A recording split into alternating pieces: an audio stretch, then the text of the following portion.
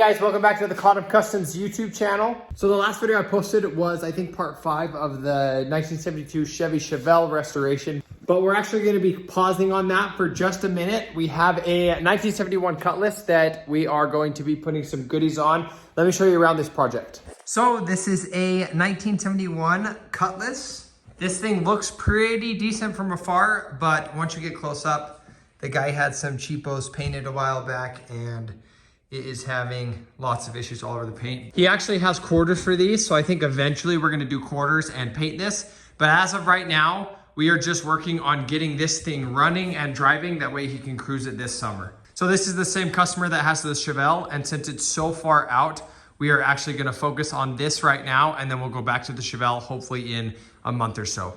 So let me show you what's under the hood. Just a big empty space, but we actually have a built 454 that is right there that we're gonna get ready to throw in this bad boy. And then we also have, watch out Henry, we also have a freshly rebuilt Turbo 400 transmission that we're also gonna be installing today. Now the motor and transmission are both built because we're gonna be throwing a couple extra goodies on this thing, and I'll show you that in a minute. So first things first, we had to remove the hood from the Cutlass, and then after that we went ahead and removed the carburetor from the top of the motor, got the engine plate stand hooked up, and lifted the motor. That way we could get it off of the motor stand and get the flywheel attached to the crank.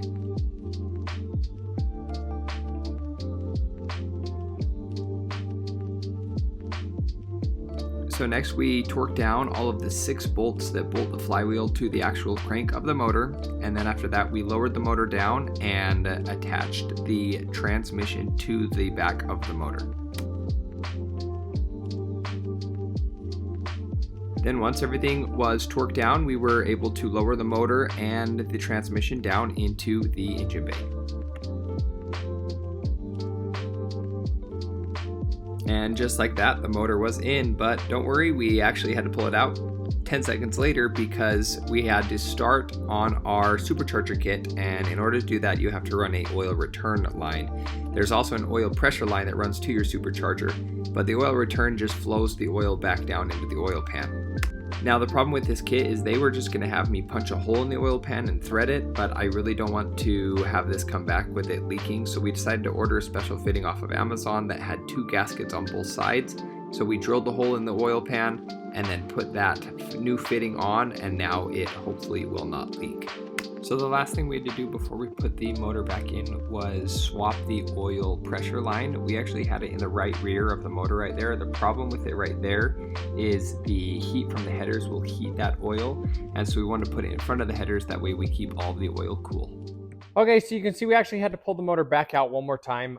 The reason for this is we had to run our oil return and our oil send lines.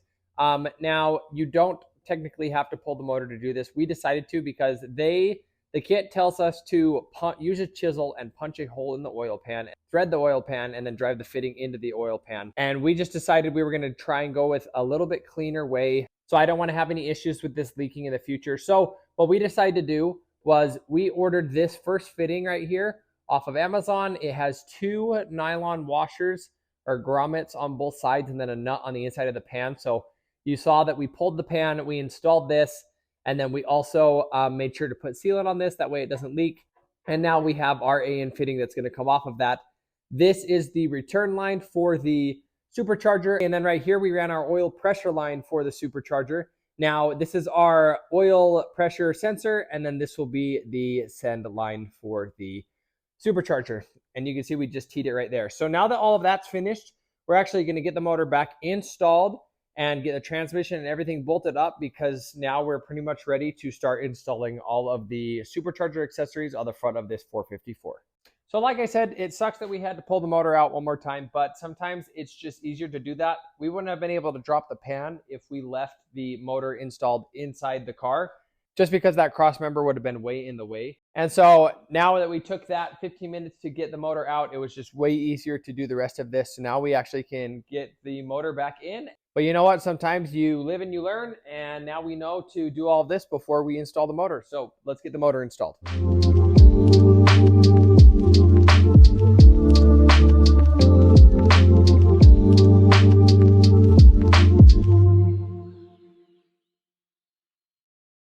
Okay, so the motor is sitting in there. Nothing is bolted up because I'm running into some issues. So you can see that oil return line right there is pretty close to my motor mount. Well, the problem is it's supposed to be right over here, but it would actually hit the crank as I turned the motor over. So it couldn't be there. So we had to move it here because right here is where the second cap is for the crank. And so that has the clearance that we need. But now the problem is we are running into this. So I have a 90-degree fitting that is supposed to go on there, but it is a AAN and this is a 10AN to AAN adapter. The problem is this adapter sticks out too far, and so then I just barely can't get this on. So I actually ordered another one of these. It is a 10 to 10 AN 90 degrees, so it's a little bit smaller than this. And this bottom part will be completely deleted, and that will give me the clearance, hopefully, that I need. So that part is on the way. It'll be here in a couple of days. So I'm not going to be able to do anything else with that down there. I am going to start to bolt the motor up and get everything